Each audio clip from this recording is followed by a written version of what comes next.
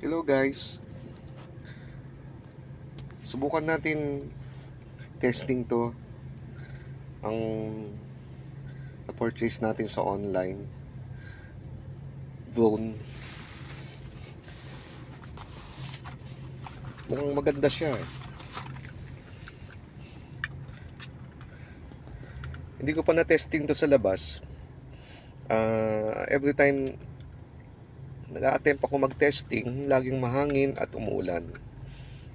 Subukan natin guys to paliparin. First time pilot tayo. Okay. Ganda siya oh. Pwede na to pang regalo. No?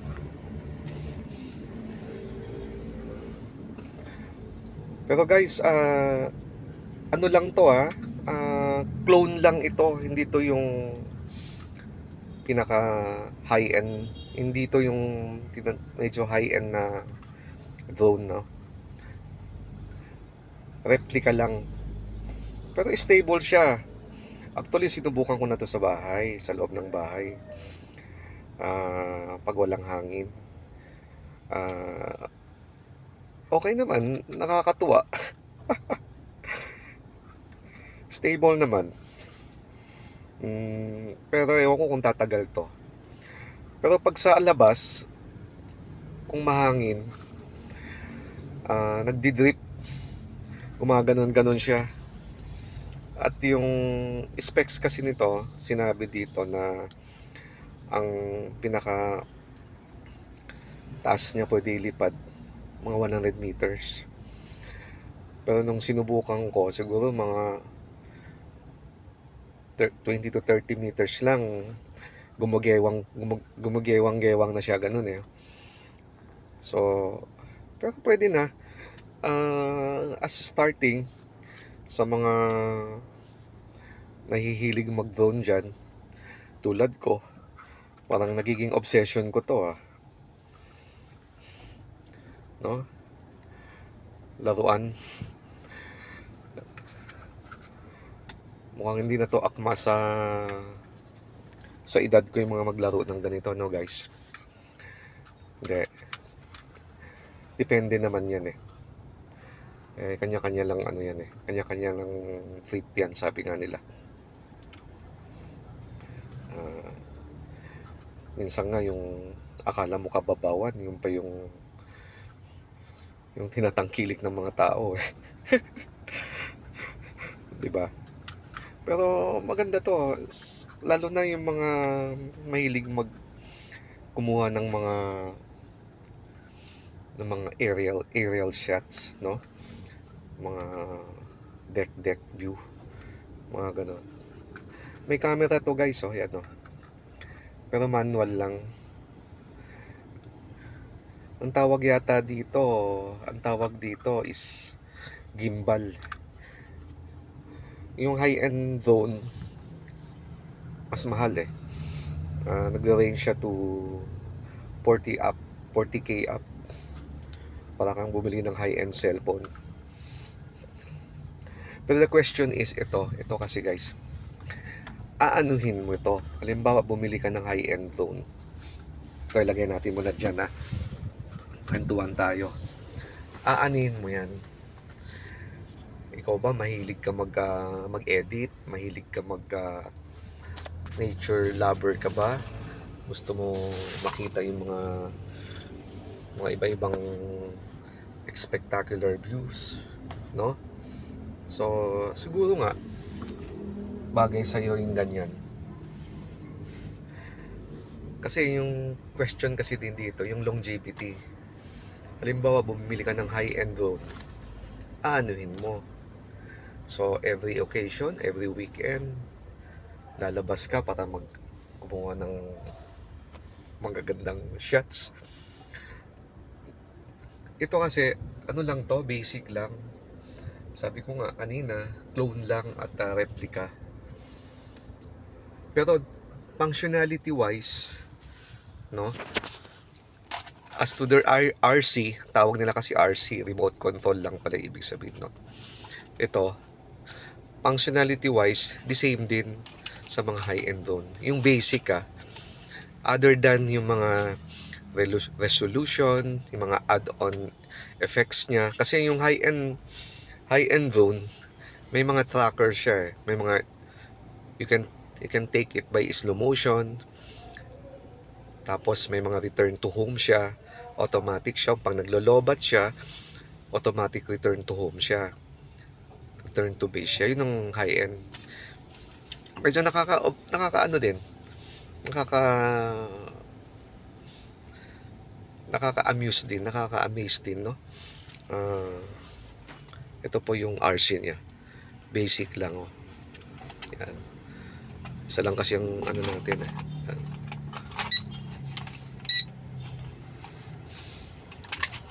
Tapos, mayroon siyang lagayan ng cellphone dyan, oh. Meron din tong apps, ida-download mo yung apps, then kakalibrate mo. And may camera siya doon. Pero yung resolution niya kasi ano lang, mababa lang. Pero as for beginner, hindi na masama din. Maganda to pagpraktisan before you plan to buy a high-end drone. Ito muna pagpraktisan mo kasi yung high-end drone, high-end siya, ibig sabihin mahal. So ingatan mo. Well, of course, other than longevity na mention ko rin, no, yung price. Sa bagay, pag ang usapin ay price, depende na yan sa kakayahan natin, no, sa isa't isa. May mga iba 50,000 up, kaya nilang pumikit ng mata basta lang ma-avail nilang isang bagay. Yung iba, kailangan mag 5-6, mag-loan para mabili ang certain o kaya mag home credit, di ba? So ganyan. So para sa akin, ito muna, this one muna. Mag-practice ka muna nito, and then kung may pera ka, kung you can afford to buy a brand new high-end drone, mas maganda, di ba? Kasi maganda kasi yung specs nun nandyan naman, makikita nyo naman dyan i-click nyo lang sa Google masasabihin naman sa inyo, maganda yung specs niya.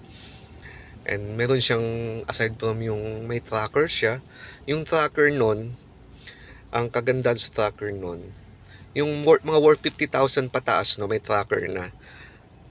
At yung meron siyang ano ba to? Obstacle sensor. Kunyari, may mga mountain, may mga wall, may mga trees. Magi-stop siya. O kaya magbabypass siya, iiwas siya. So, ang ganda, no? Ang cute nun. So, at saka yung flying time niya medyo mataas. Mga 35 minutes. Actually, mababa pa rin yung compared sa mga pinaka-high-end na drone. Yung tinatawag nila Mavic 3 ba yon? Malalaki na yon. I think yung mga malalaki na yon kailangan na ng permit and license. Speaking of permit and license, pero yung mga DJI Mini 3, yung sinasabi ko kanina, yung worth 50,000 pataas, di pa kailangan ng permit and license nun. Of course, guys, no, common sense, no, wag kang magpapalipad kahit ganito lang yon, wag kang magpapalipad sa property ng ibang kapitbahay mo, sa kapitbahay mo, no. It's common sense, no. Wag kang magpapalipad sa malapit sa airport. Wag kang magpapalipad malapit sa mga mobile network antennas, kasi baka magkaroon ng interference, biglang mag-crash yung drone mo. Dapat ang pinaka-advisable talaga, pumunta ka sa baseball field o kaya mga ganon, mga malalawak na lugar, open space, doon mo i-testing yung drone mo. So tandaan nyo, secondly, and also to add, sa mga malapit sa mga camp ng mga military base, o kaya malapit ka sa Muntinlupa, papaliparin mo doon. Mga ganun ba? Yung mga mayroon magkakaroon ng presumptions of suspicion na baka nag-iispiya ka, yung mga ganun. So, yun. Military base, airport, mga network antennas, malapit sa globe antenna or smart antennas, no? Kasi mahirap hindi ko pa, wala pa akong nakita sa YouTube or sa mga social media na naka-mention ng ganun, yung malapit sa mga network, mga cell site network, antennas pala. Hindi natin alam kasi may interference to, kasi ang high-end drone may GPS siya, by the way pala. Ang GPS niya when ako hindi ako expert to that kind of mga technicalities, no? Hindi tayo, ano lang tayo, kung ano lang nababasa natin o naririnig natin o napapanood natin. Yung GPS drone nun, control yun, it's also nag-give and take din also with satellites. So, ang high-end drone, you cannot apply it inside your home kung may bubong. Wala siyang GPS Makaka-apply ka nun, makakalipad ka doon, but at your own risk. Magdidrip siya, ganun. Magdidrip siya. So, what is the purpose? What is the prevention? Para hindi masira. Para hindi masira pala. Kasi once bumagsak yun at tinamaan yung gimbal mo, ito yung tinatawag nila gimbal mo, nako, parang nagtapon ka lang ng 50,000 pesos, di ba? Sayang naman kung, although maraming black market na nag-aayos dyan, pero iba na kasi pag yung pinaayos mo na, baka nakalikot na ng iba, hindi na siya yung from its original function, di ba? So yun, so gets nyo. So ako, I'm planning to buy, to be honest, no, parang naging obsession ko to I'm planning to buy yung high-end, kaso by the way, nabanggit ko pala last time na vlog ko ano ba yun, yung wala tayong financial capabilities di ba? Wala pa tayo doon, pero ito muna, pagtiyagaan muna natin to. By the way, ang drone pala, matagal na to. Of course, alam na natin, nababasa natin, way early 2000, meron ng drone. Kaso, hindi pa pinapansin masyado ng mga tao Pero ako kasi, iba ako masyado ako ma-predict na tao. Sooner or later, dadami na to. So, sooner or later, most people, parang maging kotse to. Magbibilihan na sila ng drone. Kasi hindi pa nila kumbaga ngayon lang ako dinatnan ng drone na to Although sabi ko nga matagal na to yung drone, 15 years ago na to, no. Pero once dinatnan ka, bibili ka rin Kung if you able ka to buy, kung may financial capabilities ka, bibili ka rin. Para rin tong parang add-on to the modern world na gadgets mo yung drone. Kada family yan, basta may kaya, may kotse, para ding yung flat screen na to. Yung alala yung flat screen na TV, yung plasma, yung unang labasan, yung lahat ng pangarap ng tao, plasma, di ba? Dati kasi nasanay tayo ng box type na TV lang. So, yung drone parang ganito rin. Sooner or later, o baka ngayon nag-uumpisa na Nag-uumpisa na. Now, medyo napahaba ito yung drone ko. Pasensya na kayo, no? Yung drone ko tuloy. Yung vlog ko, no? The only product or name product or company who's manufacturing yung legit na drone, yung high-end, yung DJI. DJI, ulitin ko Yung reputable DJI store kayo pumunta. Sa mga malls, sa mga SM, yan. Sa mga high-end malls sa atin, meron sila maraming DJI outlets dyan Ngayon, ano ba ibig sabihin ng DJI? What's the meaning, the term DJI? Guys, na-surprise ako. It's made in China. DJI stands for Dajiang Innovation. Ulitin ko ha. Dajiang Innovation. DA tapos Jiang Innovation. Imagine guys, no? Made in China. Wow. Tapos sasabihin natin, made in China, fake. Fake daw, made in China. Guys, magtanong na kayo. I don't know ngayon, present, under the current situation. Wala pang made in Italy or Germany or US ng drone. Although, sa mga military mights nila, may mga drone na sila. Sa mga warfare nila meron. Pero yung ganito, yung for every people consumption, wala pa sila.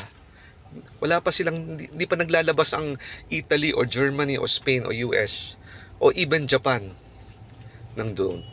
China guys, China. Kahit ito China, replica, clone lang to. Imagine ha. Tapos, ang yabang-yabang ng iba, no? Hindi ko naman nila lahat. Pag China, ganyan-ganyan. Kaya minsan tuloy, mapunta tayo sa international law, international politics, yung West Philippine Sea na yan.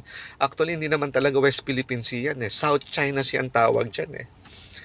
Ang gumawa ang nag-invent lang naman, ang nag-create lang naman ng 12 nautical miles from offshore line natin.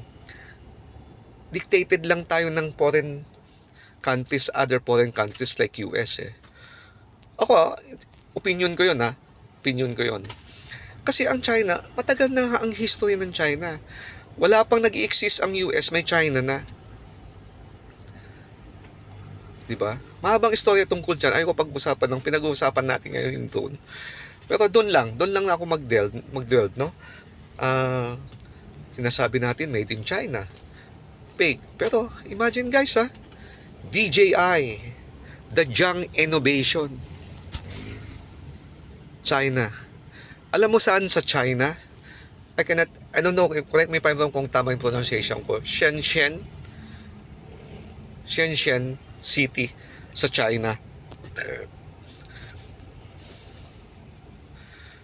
Yun ang ano nila. Yun ang mga doon ang karamihan ng mga technology nila, mga electronical technology nila. Kumbaga yung ang Silicon Valley ng China. Yung Shenzhen na yun eh. You know where's the Silicon Valley? Diba? Anong ibig sabihin ng Silicon Valley? Alam niyo na yun, diba? Yun ang Silicon Valley ng China. Yung Shenzhen? Ewan ko kung tama yung pronunciation. Basta ganon. So, imagine China guys. Thanks to Chinese people who invented, diba? The drone. Yung ganito. DJI, Dajiang Innovation. Thank you very much for watching.